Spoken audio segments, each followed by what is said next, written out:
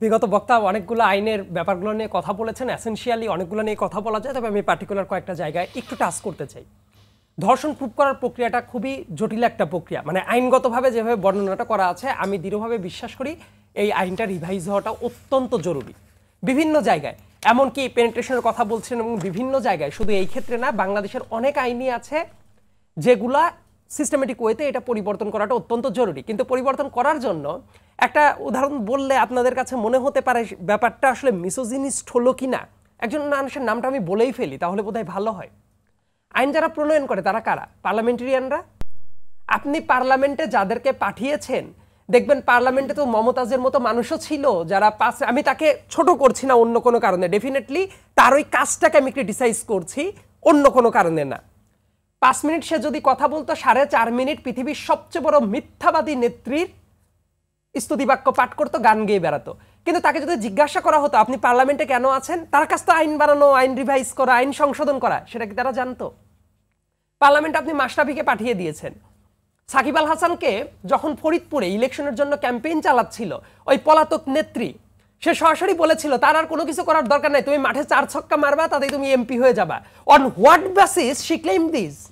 এমপির কাজ কি? বাংলাদেশে এমপির কাজ কি? অধিকাংশ মেম্বার অফ দ্য পার্লামেন্ট তারা জানেই না। তাদেরকে যদি জিজ্ঞেস করেন তাহলে এই যে আইনগুলো রিভাইজ করা দরকার, কিভাবে চেঞ্জ করা হবে, তারা কি জানে? নারীদের নিয়ে যদি কথাবার্তা বলেন তাহলে 1984 সালের একটা আন্তর্জাতিক কনভেনশন আছে সিডো, যেটা সিডোর আদলেই বাংলাদেশে কিন্তু পরবর্তীতে যেটা হয় নারী ও শিশু নির্যাতন দমন আইন, এটাও চলে আসে। কিন্তু দেখবেন এইগুলাতেও সময়ের সাথে সাথে অনেক লুপহোল হয়, সংজ্ঞাগত পরিবর্তন দরকার হয়, সিস্টেমেটিক কাজের দরকার হয়। সেগুলা কি করা হয়েছে? এগুলা অনেক ক্ষেত্রেই করা হয়নি। ওই যে বললেন যে নিপীড়কের সাথে বিয়ে দেওয়ার যে কালচার, ভাবতে অবাক লাগবে, দেখবেন যে 2 বছর আগে, আমি এক্স্যাক্ট সালটা মাসটা ভুলে গেছি, আমি একটু ডাটা দিয়ে কথা বলা পছন্দ করি কিন্তু এই মুহূর্তে আমার সালটা মনে পড়ছে না, কিন্তু খুব রিসেন্ট সময়েরই ঘটনা আর কি। মানে যিনি অভিযুক্ত ধর্ষণের, তার সাথে বিয়ে দিয়ে দিয়েছে এবং এটা কোর্ট নিজে এই ডিরেকশনটা দিয়ে দিয়েছে। আর তারপরে 17 তো অনেক আগের ঘটনা, এই ধরনের কাজ আরো হয়েছে, 2020-এর পরেও হয়েছে। সো এই জাতীয় কাজ কারা করছে? পড়াশোনা জানা জাজরা করছে, লয়াররাও ছিলেন, বিভিন্ন ক্ষেত্রে নানা ধরনের কথাবার্তা আছে। কিন্তু সিস্টেমেটিক ওয়েতে এগুলা রিভাইজ করাটা অত্যন্ত জরুরি। আবার আর একটা ব্যাপার, আইনটা করা হলো, করার পরে দেখবেন অনেক সময়ে এই যে আইন নিয়ে কথা বলছিলেন যে একটা আইন 2020 সালের পরবর্তীতে যখন বিভিন্ন ইস্যু নিয়ে সমাজে ট্রিগার করা হলো, তখন কিন্তু একটা আইন চলে আসলো, ধর্ষণের সর্বোচ্চ শাস্তি ছিল যাবজ্জীবন কারাদণ্ড।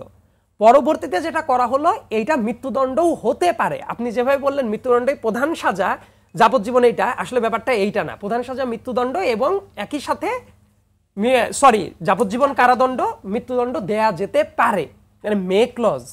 এখন এই ব্যাপারটা ঘটার পরে তাহলে আমাদের বিবেচনা করে দেখা উচিত, যেদিন থেকে আইনটা পাশ করা হয়ে গেল তারপর থেকে আজ অবধি ধর্ষণের মাত্রাটা বাড়লো নাকি কমলো, তাহলে কিভাবে কাজ করা দরকার ছিল দেখেন সেটা নাই। এবং আরেকটা ব্যাপার, আইনের লুপহোলগুলা অনেক অনেক অনেক লুপহোল আছে, এটা যেমন সত্য, একই সাথে আর একটা ব্যাপার আছে, ফেয়ারনেস অফ জাস্টিস। এই ব্যাপারটা কিন্তু শুধুমাত্র আইন দিয়ে হয় না, পার্সপেক্টিভ পরিবর্তনের দরকার হয়, মানুষ কিভাবে দেখছে, সমাজের দৃষ্টিভঙ্গিটা পরিবর্তনের দরকার আছে। কিন্তু আপনি যদি দেখেন ওই যে ধর্ষণ মামলার আসামি, তাকে পার করে দেওয়া যায় পলিটিক্যাল ইনফ্লুয়েন্স, এবং ধর্ষণ কেন করে এটা নিয়েও কিন্তু অপরাধ বিজ্ঞানী যারা আছেন, বিভিন্ন মানুষের বিভিন্ন তত্ত্ব আছে। আমি অনেক বেশি তাত্ত্বিক আলোচনায় যাব না, কিন্তু এই জায়গায় আরেকটা ব্যাপার আছে, এটা বুঝতে হবে, আমি একটু সময় নিয়েই নিচ্ছি। সব সময় এটা কিন্তু ধর্ষণের সাথে জৈবিক চাহিদার কোনো সম্পর্ক টেকনিক্যালি নাই। পাওয়ার প্র্যাকটিসের ব্যাপারটা কিভাবে হয়? বাংলাদেশের সেঞ্চুরি মানিকের মতো ঘৃণিত ব্যক্তি ছিল আওয়ামী লীগের আমলে, যে 100তম ধর্ষণটা করার পরে সেলিব্রেট করেছে এই বাংলাদেশে পাওয়ার প্র্যাকটিস করার জন্য। 2018 সালের 30 ডিসেম্বরের ওই তাহাজ্জুদ ওয়াক্তের ইলেকশন, আমরা মক করে বলি, সেই ইলেকশনে ধানের শীষে ভোট দেওয়ার জন্য নোয়াখালীর সুবর্ণচরে একজন নারীকে বিকেলবেলায় গিয়ে ঘোষণা দিয়ে ধর্ষণ করা হয়েছে, তার ওয়াইফ এবং সন্তানদের, তার হাজবেন্ড এবং সন্তানদের সামনে। এবং তারপরে দেখবেন বিভিন্ন ক্ষেত্রে তনুর কি বিচার হয়েছে, তনু হত্যা, এবং বিভিন্ন জায়গায় মুসরাত জাহান মুনিয়া, তার যে অভিযুক্ত ব্যক্তি, তাকে তো কোর্টেও একবারও যেতে হয়নি, কিন্তু এগুলোর কি বিচার হয়েছে? এতগুলো বছর পার হয়ে গেছে।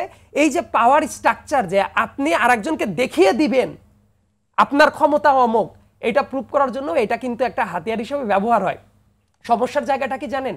এইটা যারা যখন করে তাদের রাজনৈতিক একটা প্রভাবটা থাকে, কিন্তু রাজনৈতিকভাবে রাজনৈতিক যারা নেতা, তারা কি জিরো টলারেন্সের সত্যিকার অর্থে বিশ্বাস করে? যদি বিশ্বাস করতো, অ্যাসিড দমন যে আইনটা করা হয়েছিল 2002 সালে, অ্যাসিডের দেখেন যে ভিকটিম যারা ছিল এটা কিন্তু একদম জিরোর কোটায় নামিয়ে নিয়ে আসা গিয়েছিল। খালেদা জিয়া তখন ছিলেন প্রাইম মিনিস্টার। এটা কেন আনা গিয়েছিল? কারণ আইনের প্রয়োগটা আবার ওই রকম দৃঢ়তার সাথে করা হয়েছিল। কিন্তু দেখবেন এই রাজনৈতিক নেতাকর্মীরা যখন করে আলটিমেটলি তারা একটা শেল্টার জানে, আমার অমুক নেতা আছে, তমুক নেতা আছে, ঠিক আছে একটু জেলে গেলাম, কিছুদিন পরে চলে আসা যাবে। কিন্তু এই ক্ষেত্রে আপনি সামাজিকতার পরিবর্তনটা যদি ঘটাতে হয়, each and every problem is political problem.